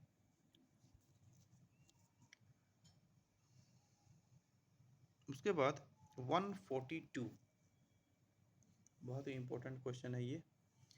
Which of the following organelle involved in modification and routing of newly synthesized protein to their destination? तो भैया आपको पता रहना चाहिए, जो एंडोमेम्ब्रेन सिस्टम में एंडोप्लाज्मिक रेटिकुलम होता है, ये क्या करता है? प्रोटीन को मॉडिफाई भी करता है, प्लस प्रोटीन बनाता भी है, क्योंकि उसके पास क्या होते हैं? राइबोसोम्स होते हैं, और वहीं से उस न्यूली सिंथेसाइज्ड प्रोटीन को अपने डेस्टिनेशन तक पहुंचाने में मदद करता है। तो endoplasmic reticulum will be the answer. उसके बाद 143, Azospirillum differs from Rhizobium in nitrogen fixation, है ना? ये दोनों के दोनों क्या करते हैं? नाइट्रोजन फिक्सेशन में काम करते हैं, लेकिन एजोस्पेरिलम और राइजोबियम जो है ये एक दूसरे से कैसे अलग हैं जब नाइट्रोजन फिक्सेशन करते हैं? तो it is an obligate anaerobe unable to survive in oxygen rich soil, ये गलत है।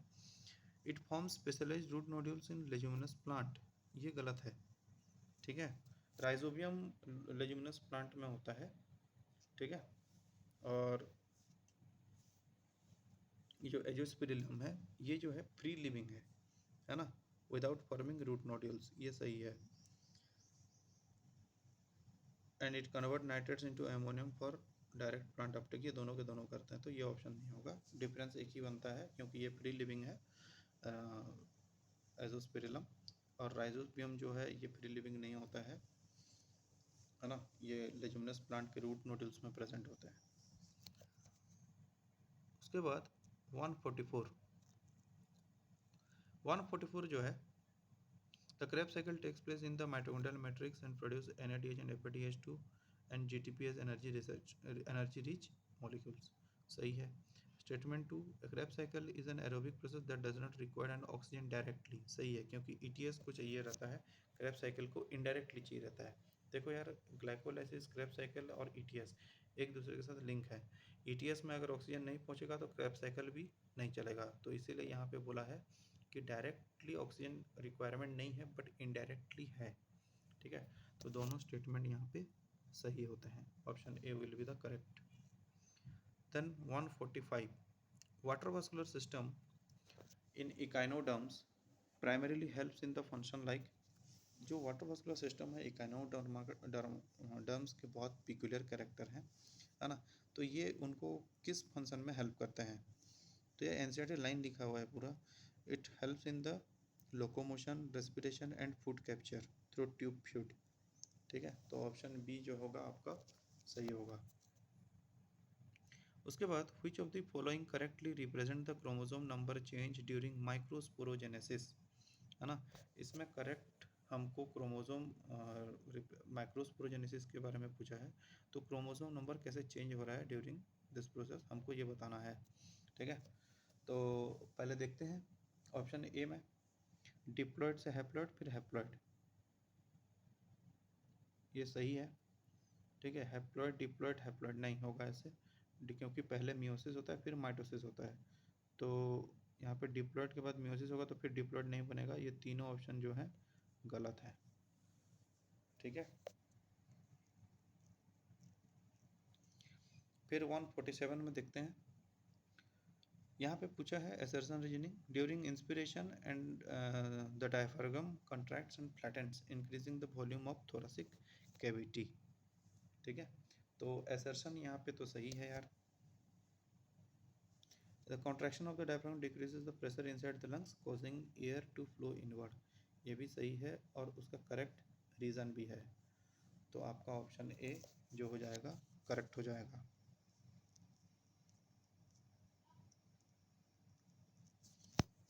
ये देखो पूरा डायरेक्ट एनसीईआरटी लाइन का ही क्वेश्चन दिया है पूरा, है ना। A biodiversity hotspot is characterized by high species of richness and high degree of endemism, which of the following statement about biodiversity hotspot in India is incorrect बोला है, अपने को incorrect चूज करना है ना। तो देखते हैं पहला वाला, the Himalaya, Indo Burma, Indo Malayan regions are biodiversity hotspot in India, ये सही है, हमको इनकरेक्ट चूज करना है। तो hotspot cover nearly 2.4% of earth land area and harbour over 50% of endemic plant species, ये स्टेटमेंट सही है लेकिन इस क्वेश्चन के हिसाब से आंसर ये दोनों नहीं होंगे। उसके बाद Sundarban mangroves form a part of Indo Burma hotspot, ये भी सही है ना। तो western Ghat are part of biodiversity hotspot but are not recognised by IUCN, भैया आईयूसीएन इसको रिकॉग्नाइज्ड किया है, तो इसमें आपका जो आंसर होगा डी होगा। ठीक है, option D will be the correct answer. उसके बाद 149 में दिया है, ये आपका देखो रास पाथवे से दिया है, बहुत ही इंपॉर्टेंट है। अब देखो इसमें एसर्शन रीजनिंग दिया है, एसर्शन में ये बोला है juxta glomerular apparatus regulates the blood pressure by releasing renin, ये सही है। renin converts angiotensinogen into angiotensin 2 which ultimately leads to vasoconstriction and increased blood pressure, ये भी सही है ना। और उसी का पाथवे में ये मतलब ये जस्टाग्लोमेरुलर apparatus जो है ये रेगुलेट करता है blood pressure by releasing renin, एकदम सही है और उसका रीज़न भी है ये, तो both A and R are the true but R is the correct explanation of A. उसके बाद advantage of DNA molecule having two complementary strand is that it. ठीक है, अब देखो यहाँ पे जो डीएनए मॉलिक्यूल है दोनों कॉम्प्लीमेंट्री स्ट्रैंड होने से क्या फ़ायदा है उसके। ठीक है, promote easy pairing between chromatids, नहीं ये नहीं होगा। क्रोमाटिड्स कहाँ से आ गया भैया। ठीक है, transcription and translation process can occur simultaneously, नहीं ये भी नहीं होगा। फेवर सेमी कंजर्वेटिव रेप्लिकेशन, ये सही है। दोनों स्ट्रैंड होने से क्या होता है, जब उनके डॉटर्स डीएनए बनते हैं तो एक एक स्ट्रैंड उनके डॉटर्स में जाके मतलब जब रेप्लिकेशन कंप्लीट होगा तब उनका एक एक स्ट्रैंड उनके डॉटर में भी चले जाता है। तो ये सेमी कंजर्वेटिव रेप्लिकेशन के लिए अच्छी बात है। रेप्लिकेशन टेक लेस टाइम, ये गलत है। उसके बाद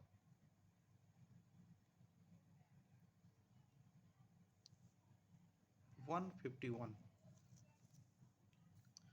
जो vascular बंडल्स हैं डाइकोट स्टेम के are arranged in a ring primarily to, जो vascular बंडल्स डाइकोट स्टेम के होते हैं वो रिंग में अरेंज्ड होते हैं बेसिकली क्या करने के लिए, provide mechanical strength only during seed germination, ये नहीं होगा। Allow continuous transport of nutrients through open vessels, ये भी नहीं होगा। Prevent inward growth of parenchyma cells towards the pith, ये भी नहीं होगा। Facilitate secondary growth by forming cambium layer, ये सही है। ठीक है, डायरेक्ट क्वेश्चन है। उसके बाद फिर से स्टेटमेंट दिया है, cartilaginous joints are freely movable and contain a synovial cavity filled with synovial fluid। ये स्टेटमेंट 1 जो है गलत है। अगर ऐसा होता तो आपका जो वर्टिब्रल कॉलम है वो भी इजीली मूव करने लगता है ना, लेकिन ज़्यादा मूवमेंट नहीं होता है, फ्री मूवमेंट नहीं होता है। उसके बाद fibrous joints are immovable and connected by dense fibrous connective tissue, ये एकदम सही है। तो statement 1 is incorrect, statement 2 is correct, तो ऑप्शन डी आपका सही हो गया। उसके बाद in contraceptive implants sustained release of progesterone mainly cause, है ना, जब हम इम्प्लांटेशन करते हैं मतलब कॉन्ट्रासेप्टिव कोई भी इम्प्लांट करते हैं तो प्रोजेस्टेरॉन का मेनली रिलीज क्यों होता है। ठीक है, देखते हैं। और permanent closure of fallopian tubes, नहीं इसमें नहीं होता है। Direct destruction of sperm in the uterus, नहीं ये भी नहीं होता है। Thickening of cervical mucus to block sperm entry and inhibition of ovulation, ये होता है। And increase uterine contraction expel fertilised egg, ये भी नहीं होगा। ठीक है, उसके बाद which among the following statement is correct regarding dicot leaf। भाई अब देखो डाइकोट लीफ के बारे में हमको कौन सा स्टेटमेंट सही चुनना है, करेक्ट पूछा है। ठीक है, तो यहाँ पे लीव्स आर डोर्सी वेंट्रल, यही पहला वाला ही सही है ना। Bulliform cells are present, dicot में नहीं होते, बुलिफॉर्म सेल ग्रास में होते हैं तो नहीं होगा। Vascular bundle is not surrounded by parenchymatous bundle sheath, ये भी गलत है। Mesophyll is not differentiated into palisade and spongy parenchyma, ये सब मोनोकोट्स के में होते हैं। ठीक है, लेकिन लीव्स जो डॉर्सी वेंट्रल होते हैं डाइकोट लीफ में होते हैं। उसके बाद 155 को देखते हैं। Assuming the traits shown in the pedigree autosomal dominant, which of the following individual is most likely to be heterozygous। अब देखो यार हेट्रोजाइगस कौन सा हो सकता है, इसमें हमको क्रॉस करना पड़ेगा, है ना। तो ऑटोजोमल डोमिनेंट बोला है तो मतलब यहाँ पे जो डोमिनेंट होगा ये, अब देखो नीचे वाले जनरेशन में कुछ नॉर्मल भी निकले हैं तो यहाँ पे ए होगा। ठीक है, ये हो सकता है जो फर्स्ट का 2, ये भी हो सकता है ना।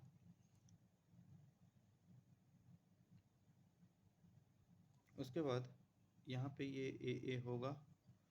उसके बाद अगर हम देखें तो ये वाला जो 1 का 2 भी दिया है, अब इसको थोड़ा क्रॉस करेंगे, सोचते हैं, रुको एक minute. Assuming the trade shown in the pedigree is autosomal dominant, which of the following individual is most likely to be heterozygous for the trait.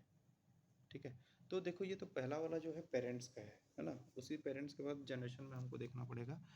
तो यहाँ पे देखो अगर ये हेटेरोजाइगस होता, कौन सा, सेकंड का थर्ड वाला, तो यार उसके दोनों के दोनों बच्चे जो डिजीज़ निकले हैं, एक नॉर्मल भी निकल सकता था, लेकिन दोनों के दोनों क्योंकि यहाँ पे डिजीज्ड हैं, तो ये क्या हो जाएगा आपका कैपिटल ए स्मॉल ए। ठीक है, और ये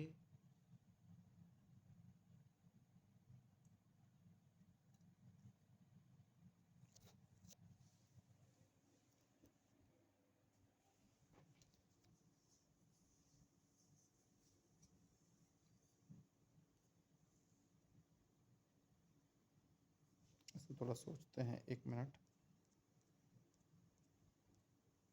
ऑटोसोमल रिसेसिव बोला, सॉरी ऑटोसोमल डोमिनेंट बोला है। डोमिनेंट बोला है तो दोनों जीन्स इसमें आपको कैपिटल ए होने चाहिए, या कैपिटल ए स्मॉल ए होगा सकता है। ठीक है,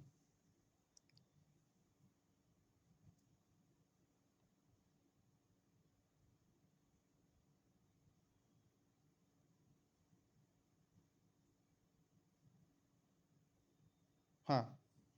तो यहाँ पे देखो, यहाँ पे ये स्मॉल ए होगा, तो हमको यहाँ पे पेरेंट, क्योंकि पेरेंट है तो पेरेंट ये हेटेरोजाइगस हो सकता है, लेकिन पेरेंट का हमको नहीं लेना है, हमको इंडिविजुअल्स का लेना है ना।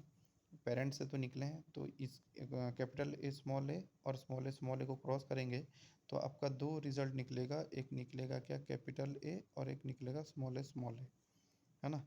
तो फिर से थर्ड वाला भी यहाँ पे कैपिटल ए स्मॉल ए हो जाएगा, है ना, और उसके बाद कैपिटल ए होगा, तो इनका भी रिजल्ट वही सेम निकलेगा। तो इन ये जितने भी डिजीज हैं तो सब कैपिटल ए होंगे, मतलब थर्ड का 4 होगा। Option C will be the correct.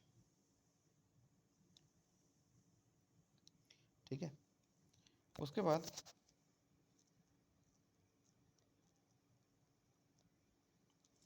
156 बहुत इंपॉर्टेंट है ये भी। 156 में in eukaryotic DNA replication the RNA primers are removed and the resulting gaps are filled by an enzyme known as, देखो यार, प्राइमर भी रिमूव करता है और गैप्स को भी फिलअप करता है, तो ये डीएनए पॉलीमरेज 1 होता है ना। ये यूकैरियोटिक डीएनए रेप्लिकेशन में बहुत क्रूशियल रोल प्ले करता है। ठीक है, उसके बाद the graphs given below show a relationship between population size and time. Under what condition will the population growth rate? This graph will be leveled up so as to give an S-shaped curve. तो ये आपको graph दिया है population size, ये exponential growth का दिया है। ठीक है, अगर इसको हम सिग्मोइड ग्रोथ कर्व में लाना चाहेंगे तो किस कंडीशन में ये आ सकता है? When an environmental condition favor the growing population size, नहीं, ये तो नहीं हो सकता कतई। When the number of individuals increases up to an extent, resource start to be used up and population growth rate will be slowed down. ये बोला है कि जब नंबर ऑफ इंडिविजुअल इंक्रीज करेंगे कुछ मतलब अपने एक्सट्रीम में, तो रिसोर्स जो होगा वो यूज्ड अप हो जाएगा और population growth rate will be slow down. ये तो कहानी ख़त्म हो जाएगा, तुरंत फॉल हो जाएगा, तो ये इसमें एस शेप में हम ला नहीं सकते। When the predators are eliminated, thus increasing the prey population, हाँ ये हो सकता है।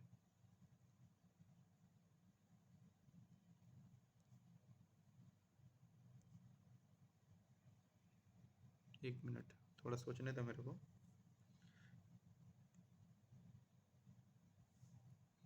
When environmental conditions favor the growing population size, ये तो नहीं होगा, ऑप्शन ए तो कतई नहीं होगा। When the number of individuals increases upon extent, resource start to be used up and population growth rate is slowed down, हाँ ये होगा, है ना। ऑप्शन सी जो है ये गलत होगा, option B will be correct, तब जाके हम कर सकते हैं। ठीक है, मतलब जब नंबर ऑफ इंडिविजुअल्स बढ़ते गए अपने मैक्सिमम तक, उसके बाद रिसोर्स जो है यूज़ हो जाएगा और पॉपुलेशन ग्रोथ रेट जो होगा धीरे धीरे स्लो डाउन हो जाएगा। उसके बाद 158, in a well fed individual consuming mainly carbohydrates R Q approaches, ये रेस्पिरेटरी कोसेंट का ही है, ठीक है। कार्बोहाइड्रेट का पूछा है तो 1 as carbohydrate metabolism produces equal carbon dioxide and oxygen exchange, ये आपका number of carbon dioxide by number of oxygen होता है, जो भी 6/6 1 हो जाएगा, तो ये 158 का आंसर ए होगा। 159, ये कोफैक्टर से पूछा है, बहुत इंपॉर्टेंट है ये भी।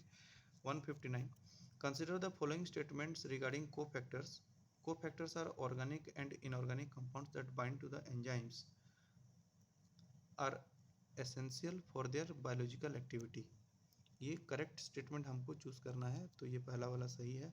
ए coenzyme is a protein component that remains tightly bound to enzymes throughout the reactions, नहीं भैया ये गलत होगा, प्रोस्थेटिक ग्रुप होगा। उसके बाद the metal ions such as magnesium zinc and act as cofactors in various enzymatic reaction, ये सही है। Prosthetic group are loosely attach, ये उल्टा कर दिया, सेकंड और फोर्थ एक दूसरे का उल्टा कर दिए, ठीक है, तो 1/3 होगा सही। अब यहाँ पे देखो फिर से असर्शन रीजनिंग दे दिया है, Hardy Weinberg principle is applicable having stable allelic frequency, assertion ये तो ट्रू है, ठीक है। The sum total of allelic frequency is more than 1, ये तो गलत है भाई, क्योंकि Hardy principle P plus Q का होल स्क्वायर कितना होता है 1 होता है, मतलब P square plus 2pq plus Q square is equal to 1 होता है, तो ऑप्शन सी आपका सही होगा। उसके बाद 161 में दिया है क्या, given below are two statements, one is labelled as, फिर से वही असर्शन रीजनिंग दे दिया है, ठीक है। यहाँ पे the dark reaction of photosynthesis occurs in stroma chloroplast and does not require light directly, ये असर्शन तो सही है। उसके बाद enzyme rubisco catalyse the fixation of oxygen during Calvin cycle in the dark reaction, गलत है भैया, कार्बन डाइऑक्साइड का फिक्सेशन करता है, तो फिर से आपका ऑप्शन क्या हो गया, सी हो गया। The osmolarity of glomerular filtrate is approximately, देखो जो ग्लोमेरुलर फिल्ट्रेट का ऑस्मोलरिटी हमको पूछा है, तो जो वोमेंस कैप्सूल से छन के तुरंत जो फिल्ट्रेट जनरेट होता है उसका ऑस्मोलरिटी 300 होता है, ध्यान से देखना, हेनलीस लूप में सबसे ज़्यादा होता है 1200 और कलेक्टिंग डक्ट में 1200 होता है, ठीक है। तो 300 इज योर, जो पहला फिल्ट्रेट निकल के आता है उसका osmolarity 300 milliosmole per litre inverse होता है। उसके बाद 163 का देखते हैं, disruption of Golgi function in a cell would most likely cause, अगर गोल्गी फंक्शन ही डिसरप्ट कर जाएगा एक सेल में तो क्या होगा, ठीक है। तो देखते हैं, enhance lysosomal degradation of DNA, नहीं ये नहीं हो सकता। Increased ATP production due to enhanced mitochondrial activity, ये भी गलत है। Uncontrolled cell division due to loss of spindle checkpoints proteins, गलत है, क्योंकि प्रोटीन्स तो ईआर बनाता है, ठीक है। और accumulation of improperly processed protein in endoplasmic reticulum, ये सही है, क्योंकि जब एंडोप्लाज्मिक रेटिकुलम प्रोटीन बना के उसको डायरेक्ट करता है towards Golgi body, Golgi body उसको फिर भेजता है कहाँ, प्लाज्मा मेम्ब्रेन के साथ, सॉरी प्लाज्मा मेम्ब्रेन के पास भेजता है पार्सल पैकेजिंग करके, ठीक है। तो ये बहुत इंपॉर्टेंट है, गोल्गी बॉडी अगर नहीं हो तो ये दिक्कत हो सकता है। उसके बाद 164 में दोनों स्टेटमेंट दिए हैं, ठीक है।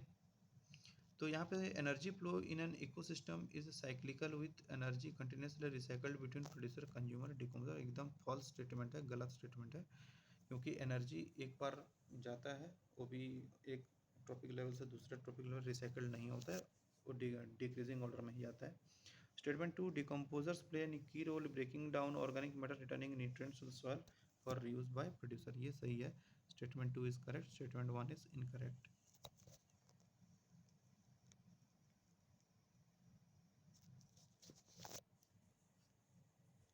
फिर दिया है, following are the stages of pathway for impulse transmission at neuromuscular junction, ठीक है। तो सबसे पहला क्या होगा, यहाँ पे एक्सॉन टर्मिनल, पहला ई आएगा, उसके बाद एसिटिलकोलिन वहाँ से रिलीज होता है। उसके बाद सिनेप्टिक क्लेफ्ट में जाएगा एसिटिलकोलिन। उसके बाद मोटर एंड प्लेट, सही है। उसके बाद सार्कोलेमा, ठीक है। तो ये आपको थोड़ा सा याद रखना है, न्यूरोमस्कुलर जंक्शन में करेक्ट सीक्वेंस में इम्पल्स ट्रांसमिशन को बताना था, तो आपका EACBD होगा। उसके बाद the significance of Homo habilis. Homo habilis का जो इवोल्यूशन में होना कितना फ़ायदेमंद हुआ, 166 का। First to control fire and cook food, नहीं, ये नहीं होगा। Known as the handyman for being the earliest maker of the stone tools, हाँ ये फ़ायदा हुआ, स्टोन टूल्स बनाने में वो बहुत माहिर थे, होमो हैबिलिस, तो ये सही होगा। उसके बाद 167, देखो यहाँ पे आपको लीप के बारे में दिया है और उसका लिस्ट 2 में उसका कैरेक्टर्स के बारे में दिया है, ठीक है। तो 167 में जो मैच द कॉलम है देखते हैं। सिंपल लीप जो होते हैं क्या होते हैं, वो एक ही कॉमन पॉइंट में अटैच होकर रहते हैं, सॉरी, लीप लेमिना जो होता है पूरा का पूरा लेमिना ही उनका एंटायर लेंथ बनता है, ठीक है। तो यहाँ पे ए का 1 होगा। फिर कंपाउंड लिप जो होते हैं, if the incision of the lamina reach up to the mid rib breaking into a number of leaflets, B का 3 होगा। उसके बाद पिनेटली कंपाउंड लिप, इनमें पूरा एक ही लेमिना होता है जिसमें लिप लेमिना होता है पूरा एंटायर लेंथ में, तो ये पिनेटली होगा। और पामेटली जो आखिरी बच गया, डी का सेकंड होगा, तो ऑप्शन ए आपका 167 का करेक्ट होगा। उसके बाद 168, 168 में देखो क्या है, यहाँ पे मैच द कॉलम,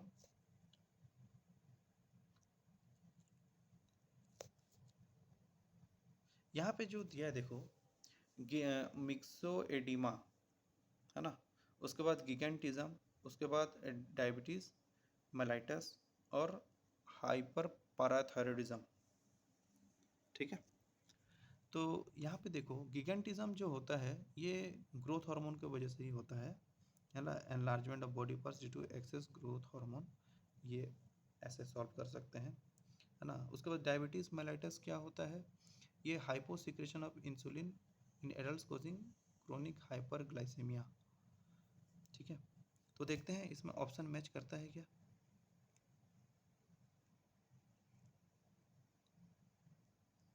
बी का तो सेकंड हुआ है और सी का 1, बी का सेकंड और सी का 1, देखते हैं मैच कर रहा है क्या, बी का सेकंड सी का 1, हाँ ऑप्शन ए आपका जो है वो सही होगा, ठीक है। बाकी का भी मैच कर लेते हैं।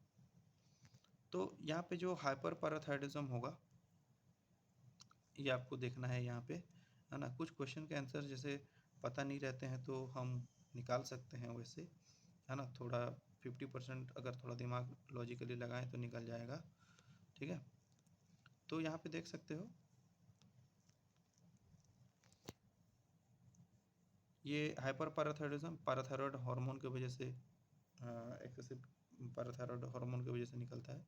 और जो मिक्सोएडिमा जो है ये हाइपोथायरॉयडिज्म है एडल्ट, जो कि पफिनेस और स्लगिश मेटाबॉलिज्म, एकदम फालतू मेटाबॉलिज्म होगा, एकदम कम मेटाबॉलिज्म का, बहुत जल्दी फैट हो जाएंगे इसमें, उसको हम बोलते हैं क्या, मिक्सोएडिमा। उसके बाद दोस्तों यहाँ पे एक चीज़ दिया है आपको, डायग्राम भी दिया है और करेक्ट ऑप्शन उसके बारे में चूज़ करना है, ठीक है। तो ये आपको पता रहना चाहिए कि ये आपका मॉर्फोलॉजी ऑफ फ्लावरिंग प्लांट से दिया है ना, फैमिली वगैरह का डायग्राम दिया, फ्लोरल डायग्राम दिया है और उसके हिसाब से कैरेक्टर्स भी दे दिया है, ठीक है। तो ये आपका मालवासीय फैमिली का है ना। कैसे पता करेंगे मालवासीय फैमिली का है कि नहीं है ना। पहली बात तो ये एपिपेटलस भी हैं और इनके जो एंड्रोसियम है और जो गाइनोसियम है ये बहुत सारे होते हैं, इनफाइनाइट होते हैं। बाकी जितने भी आप फैमिलीज देखोगे उनके पास कुछ ना कुछ नंबर्स होते हैं। ये इकलौते ऐसे फैमिली हैं जिनका एंड्रोसियम इन्फानाइट होता है और गाइनोसियम भी इन्फानाइट होता है। ठीक है, तो ये मालवासीय फैमिली के हैं। तो अब इनका कैरेक्टरिस्टिक्स थोड़ा देखते हैं। ठीक है, तो इनके पास क्या होता है, स्मॉल नॉन एंडोस्पर्मिक सीड बोला है ना, लेकिन इनके पास तो सीड विथ कर्व्ड एम्ब्रियो और स्कैंटी एंडोस्पर्म होते हैं, तो नॉन एंडोस्पर्मिक कैसे हुए, तो ये वाला गलत हो गया। फिर इसमें जो प्लासेंटेशन आपको देखने को मिलेगा, एक्साइल प्लासेंटेशन देखने को मिलता है, मार्जिनल नहीं होता है, तो ये गलत हो गया। कैप्सूल सिजोकार फ्रूट ये सही है, और ये फ्लोरल फॉर्मूला भी सही है, मैं पहले से ही जान लिया था क्योंकि इन्फानाइट ये दे दिया था यहाँ पे, तो इसी को देख के मेरे को लग गया ये मालवासी फैमिली का है। ठीक है, तो इसके हिसाब से थर्ड एंड फोर्थ मतलब option B is your correct answer. उसके बाद यहाँ पे टेस्ट क्रॉस दिया है, in a test cross of an individual heterozygous for two genes A a B b, मतलब हेट्रोजाइगस दिया है विथ होमोजाइगस। तो प्रोपोर्शन पूछा है, the proportion of parental recombinant phenotypes depends on the, जितने भी रिकॉम्बिनेंट्स फिनोटाइप या फिर पेरेंटल फिनोटाइप का जो भी प्रोपोर्शन निकलेगा वो किसके ऊपर डिपेंड करेगा, the distance between the gene loci on the chromosome, ये तो सही है। डोमिनेंस रिलेशनशिप ऑफ एलील्स, ये गलत हो गया। Environmental factors influencing gene expression, ये भी गलत है। Number of chromosome in the organism, ये भी गलत है। 171, arrange the following events in the correct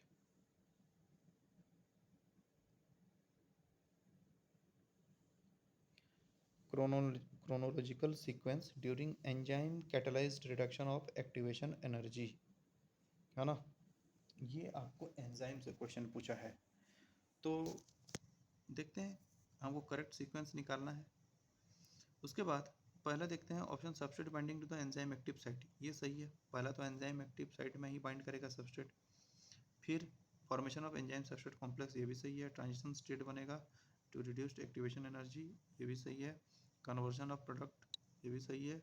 और release of product and regeneration of enzyme, ये भी सही है। तो ये तो सीरियली दे दिया है यार, option B will be the correct answer.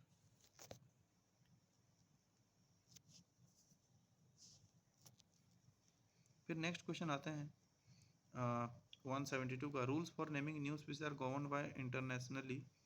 अब देखो, ये जो बायनोमियल नोमेनक्लेचर जो भी नेमिंग वगैरह रहता है ना, ये कौन करता है, कौन सा डिपार्टमेंट इसको संभालता है, WHO नहीं, international union of conservation of nature नहीं, ये तो प्रोटेक्शन के लिए काम होता है। International code of nomenclature for plants and international code of zoological nomenclature, ये संभालते हैं।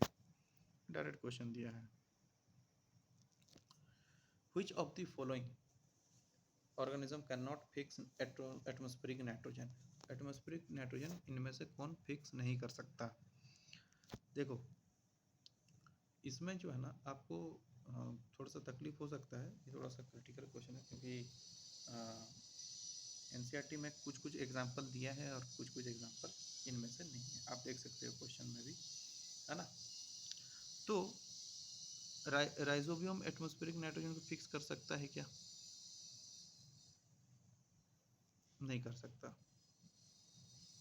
ठीक है, क्लोस्ट्रिडियम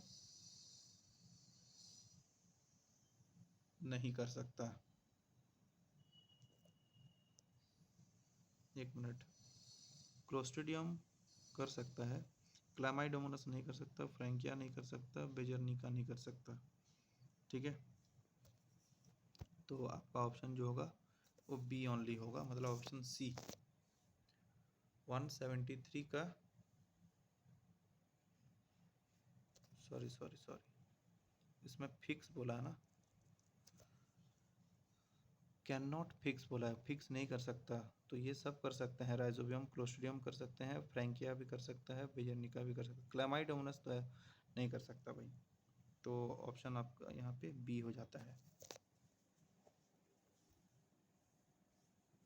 ठीक है, फिर gene silencing by RNA interference involves.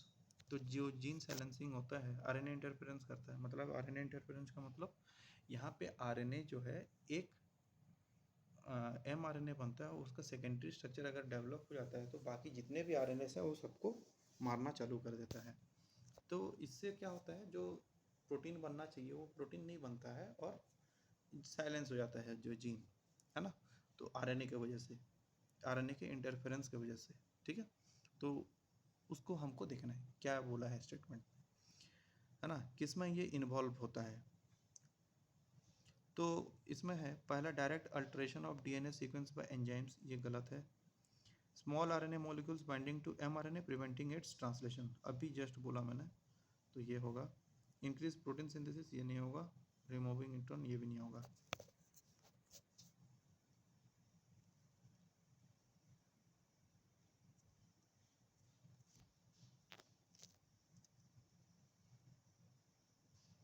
यहाँ पे देखो बहुत ही बड़ा क्वेश्चन है ये।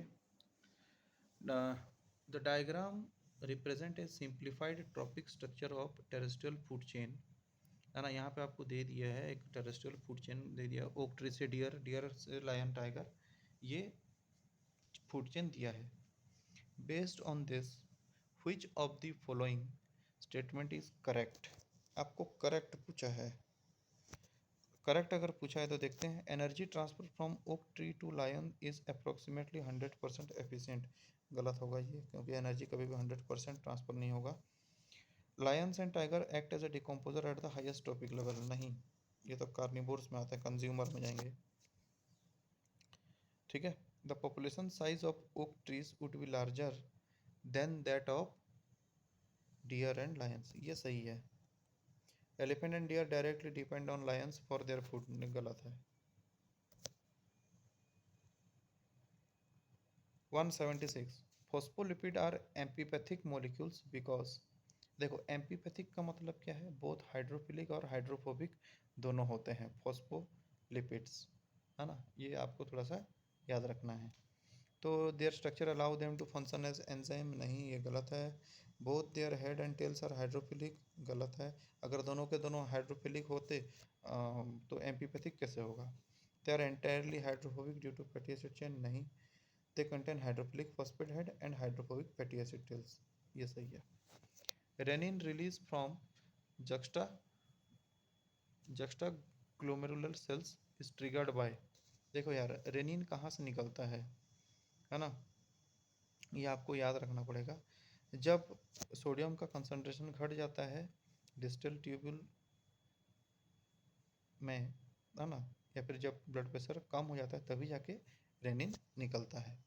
तो यार ये तो पहला ऑप्शन ही मेरे को लग रहा है ना, और तो कुछ लग ही नहीं रहा है, देखते हैं। इंक्रीज ब्लड वॉल्यूम, नहीं, हाई सोडियम लेवल में कभी नहीं हो सकता, ये तीनों के तीनों नहीं हो सकते। Elevated ADH level in blood plasma, direct stimulation from the hypothalamus, ये तो होगा ही नहीं। Option A will be the correct. तो मेजा कॉलम देखते हैं। पैनक्रेटिक हार्मोन दिया, इंसुलिन क्या करता है, ब्लड ग्लूकोज को लोअर करता है, ग्लूकागन ब्लड ग्लूकोज को बढ़ाता है। ठीक है, इसी में ही निकल जाएगा, देख लो। ए का 2, बी का 1, देख रहे हो, ऑप्शन ए, सी का 3rd होगा और डी का 4th होगा, तो ऑप्शन ए आपका करेक्ट आंसर है। उसके बाद consider the statement regarding translation. ठीक है, अब इसमें से हमको करेक्ट चूज करना है, कौन सा करेक्ट है। Process of translation occurs in the nucleus of eukaryotic cell, भैया साइटोप्लाज्म में होता है, तो जहाँ जहाँ 1 है वो ऑप्शन नहीं होगा, मतलब जैसे कि ए और डी नहीं होंगे। उसके बाद the start codon AUG codes for methionine and signal the initiation of translation, ये सही है भाई, जहाँ जहाँ सेकंड है वहाँ होगा, मतलब बी और सी में दोनों में सेकंड है। उसके बाद थर्ड वाला जो दिया है, each tRNA has an anticodon that is complementary to the codon on mRNA and amino acid 5' attach it 5' end, नहीं 3' end होगा भैया, ये गलत हो जाएगा। Ribosome moves along the mRNA 5' to 3' direction, ये सही है, मतलब second and fourth option B will be the correct. Last question दोस्तों, है ना, read the following statement and choose the set of correct statement. यहाँ पे बोला है Schleiden's included the presence of cell wall is a unique character of plant cell, ये Schwann ने बोला था भाई, स्क्लीडेन नहीं बोला था। Rudolf Virchow first explain the cells divided and new cells are form from pre existing cells, ये सही है, इन्होंने ही cell theory of cell lineage दिया था। Centrosomes are special membranous structure which are formed by extension of plasma membrane, तत् तरीके की एकदम गलत है। उसके बाद several ribosome form a chain called polysome by attaching to a single mRNA, ये सही है, पोलिसोम बोला जाता है इसको, है ना। और fimbriae are small bristle like fibres which are known to help the attach the bacteria to rocks in the streams, ये भी सही है, तो ऑप्शन बी आपका सही हो गया। थैंक यू दोस्तों पार्टिसिपेट करने के लिए, और भी क्वेश्चंस मैं लाने वाला हूँ, तो अभी के लिए आप थोड़ा सा रेडी रहना, है ना, और कॉन्सेप्ट को क्लियर कीजिए आप अपना, और क्वेश्चंस को भी सॉल्व करते रहिए ताकि कॉन्फिडेंस बने रहना चाहिए। एग्ज़ाम आपका 21 तारीख को है, बेस्ट ऑफ लक उसके लिए। धन्यवाद, थैंक यू, मिलते हैं फिर नेक्स्ट वीडियो में।